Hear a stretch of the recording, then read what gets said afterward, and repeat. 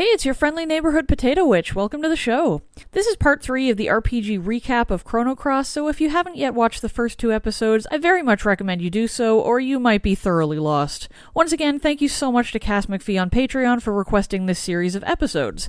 And now, on with the story. The dragon tear that just shattered is now the Tear of Love, and Surge should take them to Divine Dragon Falls, which will hopefully give life to the powers of the Chrono Cross. File that info away for later. Surge heads to the Dead Sea Ruins, what's left after...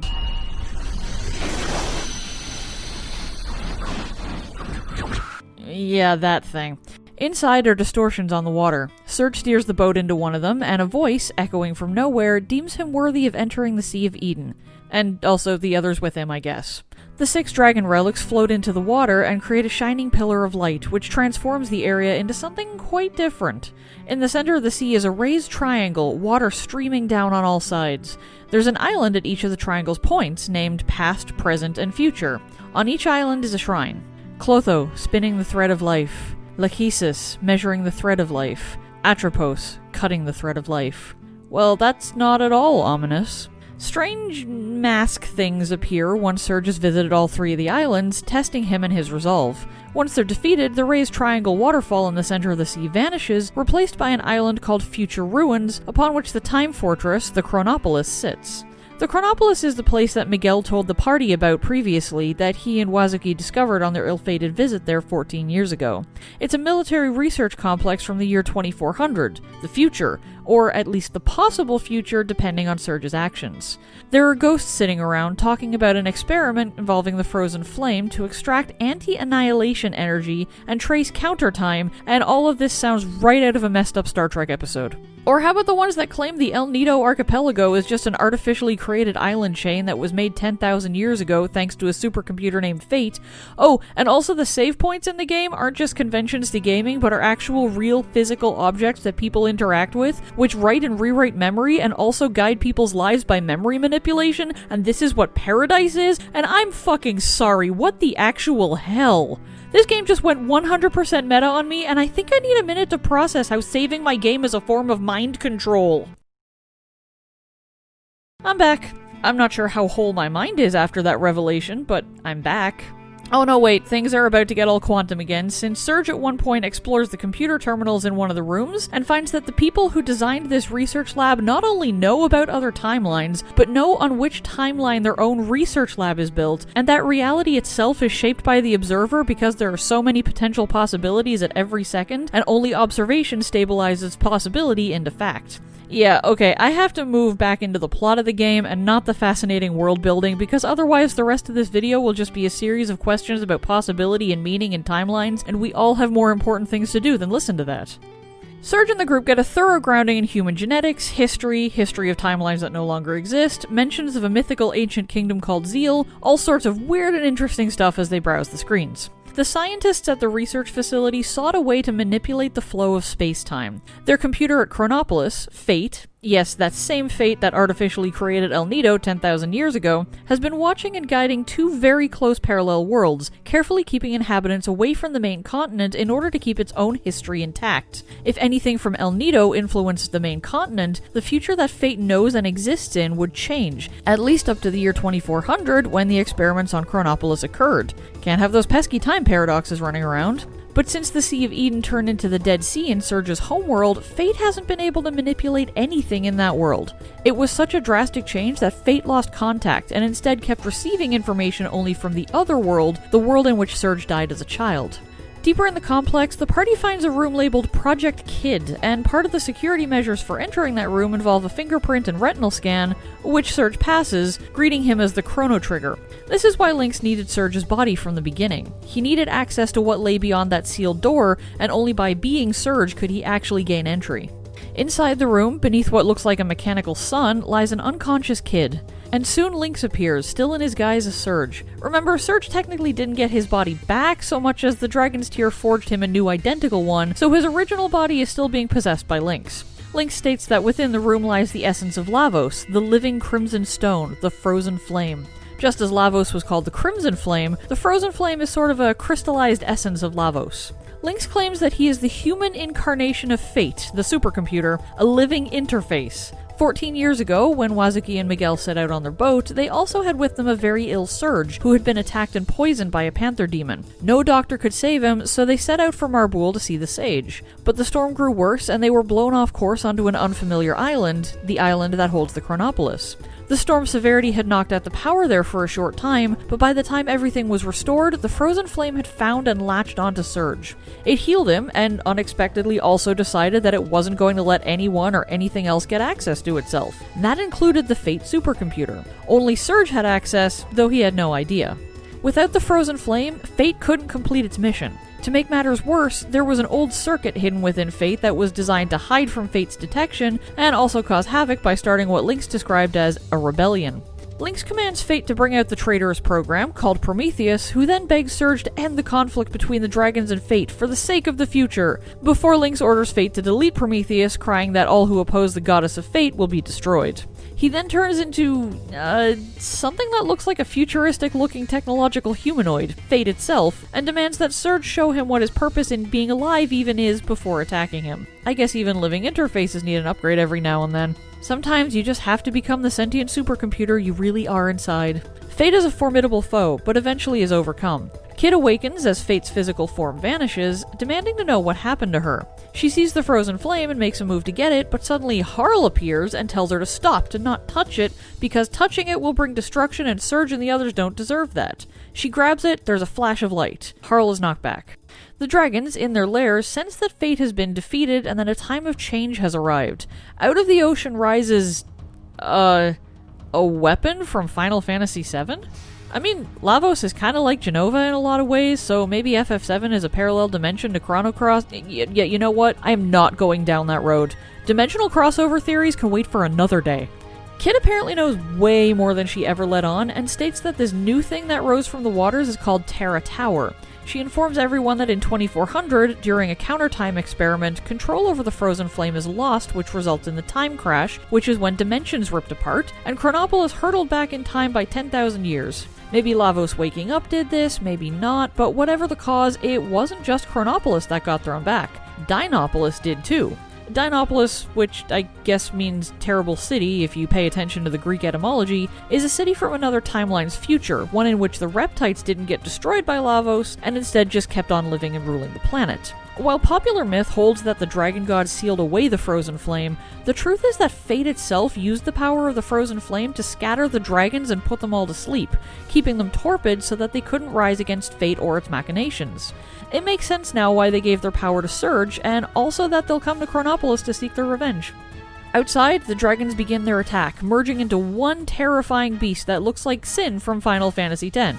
Which also has connections to Final Fantasy VII. No, not going there. Stop giving me ammunition, game, because no. Anyway, Harl knocks Kid out before anything worse can happen. Later, as Surge explains the story to his other companions, some of them take it better than others, that they were all manipulated by a supercomputer that existed in the future, but also the past, but wouldn't have if it hadn't existed in the future. Yeah, that thing. Viper says that regardless, Surge needs to get into the Terra Tower because all of this is about Surge whether he likes it or not. Kid is still unconscious, and it doesn't look like she'll awaken anytime soon. Her spirit is possessed by the past, apparently, and only a powerful artifact will dispel the turmoil. Didn't Stina mention that the Chrono Cross was a powerful artifact? At Divine Dragon Falls, which is very close to Arnie Village, Surge enters a cave which contains an altar at the very back. Surge places the Tears of Love and Hate on the stands there, which rise and glow, twisting and spinning until they will become one piece, the legendary Chrono Cross. Returning to Hermit's hideaway, where Radius watches over a comatose Kid, Surge attempts to use the Chrono Cross, only to find himself sent back in time by its power.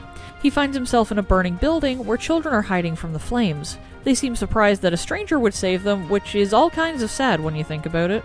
Surge finds Kid, a much younger Kid, inside one of the burning rooms. Standing at the window are, of all people, Lynx and Harl, watching over the chaos. They teleport away once Surge enters. Surge grabs Kid and hauls her to safety as the rest of the building goes up in flames. From a distance, the two watch the flames with nothing more that can be done. Kid mourns the destruction of her home, the deaths of her friends, her mentor Luca, begging Surge not to leave her the way everyone else has left her. Surge promises not to leave her, but soon fades as the power of the Chrono Cross reaches its limit and pulls him back to the present, leaving a distraught Kid alone on the hillside. Back in the present, Kid awakens, freed from the trap of her memories. In more ways than one, since she doesn't remember Link stabbing her, and admits that yeah, sometimes she just loses her memories when she ends up in a dangerous situation. She always wakes up safely, it's happened loads of times before, nothing to worry about. Now that Kid is awake, Surge can focus his efforts on entering Terra Tower, which is now flying above the ocean and so can't be accessed by boat. Surge needs something that flies. Fortunately, one of Surge's friends is an honest-to-God space alien named Starkey, and we're better to find an alien spaceship than in the the El Nido Triangle. It's at the bottom of the ocean though, so it's not the easiest to get to, but when they do, they find the ship is in working condition. Starkey says the ship is only big enough to fly himself around, but if they put the ship's anti-gravity device on a regular boat, then that boat should be able to fly. A little retrofitting later, and now Surge has a flying boat! Time to head to Terra Tower. The tower is unsurprisingly a massive thing with a very otherworldly feel to it. Powerful enemies stand guard within, each connected to an element, and each putting up a fight against Surge's advance. Voices speak to Surge from within the walls of the tower, telling him that the whole place is an ancient reptite fortress raised by dragons to enact revenge against humanity. With fate defeated, the dragons have declared humans, the ones who created fate to begin with, and the ones who rose to prominence only due to contact with Lavos, to bear the weight of all the wrongdoing. It's fitting then that since humans only evolved with Lavos' power, that a symbol of the race Lavos destroyed should be the thing to bring about humanity's downfall. The tower begins to change, resembling sections of Viper Manor, complete with the old prophet still in the library. He greets the party warmly and tells them that he is Balthazar, the man who originally created the Chronopolis research labs. He comes from the ancient kingdom called Zeal, where he was once a sage. Things were great there until the queen decided she wanted to harness Lavos' power. Lavos didn't take too kindly to that, and so created a dimensional vortex that launched the sage, the prophet, whatever you want to call him, into the far future. He studied the science that future held, and contributed the knowledge he had of magic, which allowed him to research a whole lot about time. His research led to Chronopolis, and also the time crash. Oops. He invented a small time machine and used it to travel to the current age to check up on Fate's plans. He also reveals that the Terra Tower was originally Dinopolis, the reptite city that existed in another timeline's future that also got thrown back 10,000 years into this timeline's past at the same time Chronopolis did. This was done as a sort of cosmic counterbalance to Chronopolis, and unsurprisingly, both Chronopolis and Dinopolis went to war with each other. Chronopolis was victorious, and Dinopolis was sealed away under the ocean by Fate, similarly to how Fate sealed away the dragons and made them slumber. Fate wanted nothing to stand against it. The dragons? Oh yeah, those guys are totally deities, and originally the whole El Nido archipelago was the Sea of Eden where they all resided. Since Fate overthrew gods, it's become sort of a de facto god itself, and so the Sea of Eden shrank to only surround Fate's location. I guess reality really is shaped by the observer. Fate observed that the kingdom of the gods should be its domain, and so that came to pass. But here's the real kicker. Originally, the dragons were opposed to humanity, seeing them rise up where the reptites had fallen. Fate was humanity's protector, working to keep the dragon gods down and to keep humanity on the right course to ensure that things stayed as they were. Also originally, the dragon gods were one single being, a biological machine that controlled the powers of nature in the future of the timeline where the reptites continued to thrive. Fate sealing them away was what split them into 6 separate entities. That they look like dragons is just incidental, like a costume they wear so that they can be physical. So now that Fate has been eliminated, the dragons have been reunited across different dimensions, merging them into one entity again. Also, there are really 7 dragons, not just 6. There's a hidden one that nobody else knew about. It escaped Fate's seal and worked to free the other dragons from their binding. On the night of the Great Storm, when the power went out in Chronopolis, when they lost control of the frozen flame, a child was created by the dragons during the brief moment of their reprieve. A child named Harl. The same Harl that teamed up with Lynx and then later teamed up with Surge. The same Lynx that was actually Fate in human form. My head hurts. From the corner, a young child pipes up and asks, "Hey, is that the Chrono Cross I see shining in your hot little hand? That thing can cross time and space, and harmonize people's thoughts and feelings, and transfer memories. Kinda like the save points everyone's been using this entire time. But if it's used like an element, this world's magic, then it can bring about healing by calling together all the vibrations of the other elements. So, cool, have fun with that." At the tower summit, a strange stone hangs suspended in midair. It glows when Surge approaches and slowly unfurls itself into a beautiful flame, the Frozen Flame. Surge gets closer and it reacts with a burst of pain and light. The merged dragon god arrives, talks shit about humans for a while, and questions whether there's even a point to living in a world where pain begets pain, where everyone suffers for the sins of everybody else. It declares it will cleanse the world of the plague of humanity, starting with the people right in front of it, occasionally teleporting the battle to new locales just for the fun of it. It's a grueling battle, everyone fighting for their own lives and the lives of others, but in the end, the dragon god is defeated. The dragon god fades and zooms off, saying that now it will truly awaken. Balthazar arrives and reminds everyone that the physical form of the dragon god is only temporary and not the god's true form, just something it uses to interact with the physical plane. The actual dragon god? It's dead. Well, sort of. It was merged with Lavos, somewhere out beyond the veil of dimensional darkness. He also reminds everyone that the frozen flame is part of the essence of Lavos, and that whoever connects with it, in a sense, also connects with Lavos, gaining immense powers. Okay, quick interlude here to make sure I fully understand what's going on. Lynx was really Fate, who wanted the frozen flame, Lavos' power, for itself. Harl was a hidden dragon god who was working against Fate and humanity while also tagging along with Lynx.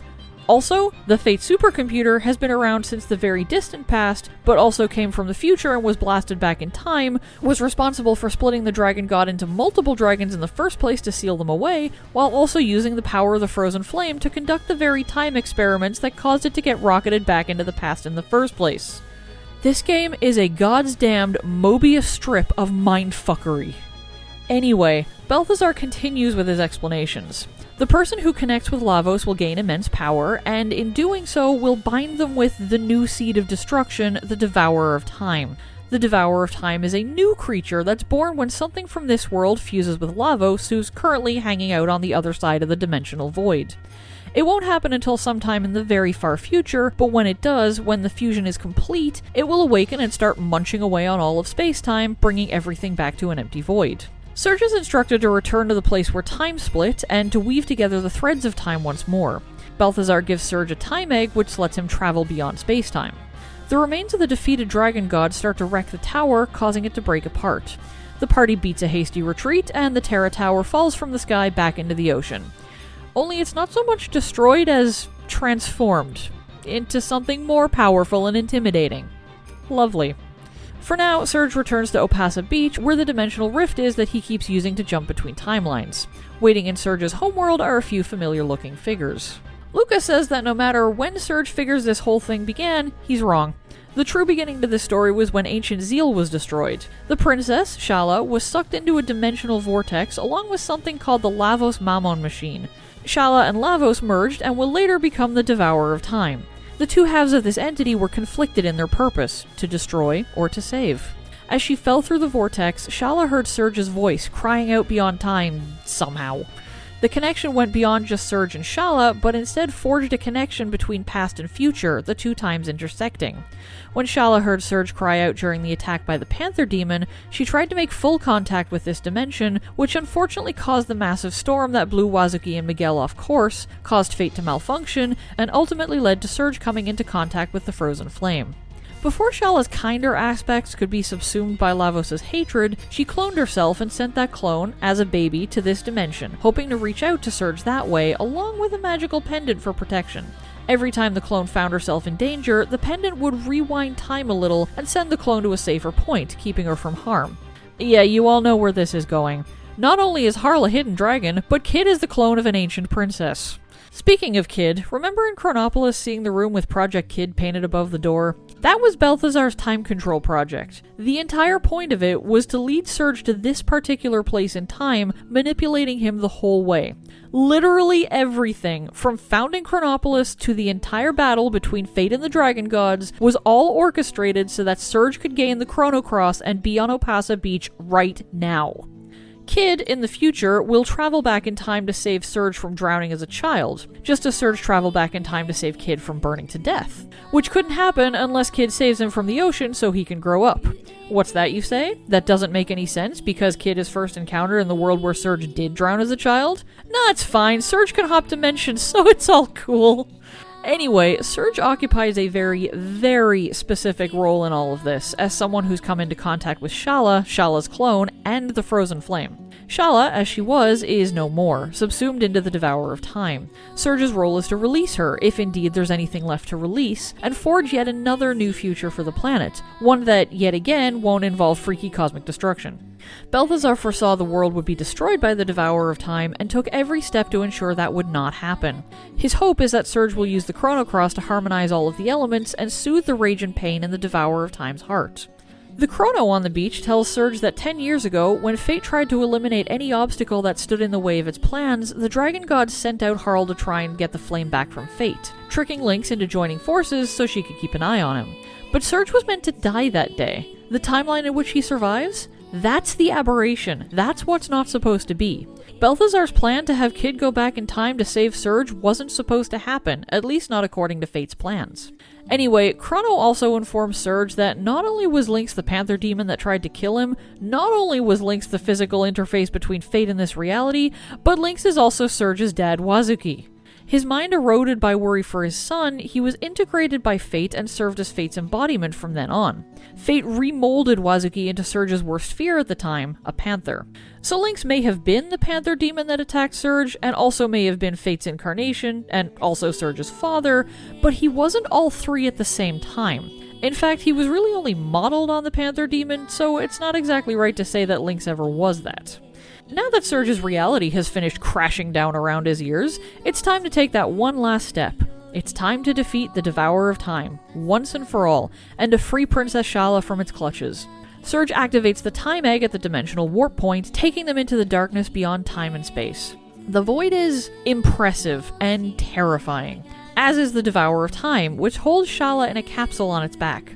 After the defeat of the Devourer of Time, the capsule cracks, fractures, radiance shining forth from it as Shala's prison breaks apart utterly. The Devourer of Time fades away into light, vanishing into the darkness of the Void, leaving Shala behind. She awakens and speaks. I've been waiting an eternity just for this moment, meaninglessly hurting one another, the disappearing life forms. The worlds that become deleted, the thoughts that become buried, the pools of cells that slowly evaporate, the echoes of consciousness that slowly fade. Love to hate, hate to love. Why are we born? Why do we die? Evolution? The survival of the fittest? What is there to be achieved from harming one another, killing one another? The eggs that we call planets, and the innumerable spermatozoa which gather around those that we call life forms. When one of those countless seeds inseminates a planet, a new universe is born. But until that occurs, hundreds of millions of years will pass, and innumerable life forms will be born, then die. That is the be-all and end-all. Everything exists for that one moment, also that the universe can evolve into the next dimension. Does that make us all just pawns? Are each of our short lives nothing but a cheap sacrifice so the one chosen life form can be born? No, that is not the case. Each and every one of us has a chance of becoming that one chosen life form which inseminates a planet. Yes, it could be you. Genes and environment. Each of us tries to do his best under the limited conditions that we are dealt. Each life form that attempts to eke out a decent life for itself forms a link in the golden chain that leads to the creation of a new universe. If one link is missing, there will be no future. There is no such thing as a useless life form, no such thing as a pawn. Every single thing in the whole of nature is perhaps just dreaming a dream of life. All of them are also perhaps nothing more than a dream dreamt by the planet before it's born. Oh, but yes, and eventually all dreams will return to Zervan, the Sea of Dreams. Time, which has been divided, will be unified again now. The time for farewells has come. You will lose all memory of this whole adventure and return to your own time. But this time, you will be able to live your own life. We alone do not have the power to heal the world's woes, or to solve all its mysteries. And yet, even then, it was bloody good knowing you, mate. Thanks for being born you, Surge. I guess now's the time to say, see you later, mate. But I'll find you. Sometime, somewhere. I'm bloody sure of it. No matter the time period, no matter the world you live in, I'll find you. I'm sure I will find you. Without Fate's influence via the records of Fate, the save points that rewrote memories and influenced minds, people are now free to live their own lives and make their own decisions, to shoulder the burden of consequences for themselves. The timelines will separate again, no more connection, and life may not return to what it was before all of this happened, but it will return to some level of normalcy. Just a new normal. Surge is lying face down on the beach, being shaken awake by Lena. He just passed out all of a sudden, no warning, and gave her quite a scare. He mentions Terra Tower and fate, and Lena has no idea what he's talking about. They just arrived on the beach together after Serge got her some Komodo dragon scales for her necklace. And there you have it, Chrono Cross in a very confusing nutshell. I want to state that there's a whole lot that I didn't get to cover in this recap. As I said at the very beginning in the first video, I stuck to the main story only, didn't really go into the side stories and individual character arcs and all of that, which adds so much more depth to this already very multi-layered tale. It's the sort of game that probably means even more the second time around when you can approach all the events in the beginning with the knowledge of what happens at the end. It's absolutely worth playing, and while some aspects of the story are undoubtedly richer and more meaningful if you play Chrono Trigger first, I don't think it's necessary to do so to enjoy Chrono Cross. Thank you to everyone who watched this video. If you like it, it'd be awesome if you click the like button or subscribed if you want to see more of what I'll be doing in the future. This was a wild ride, that's for damn sure. As always, folks, take care and happy gaming.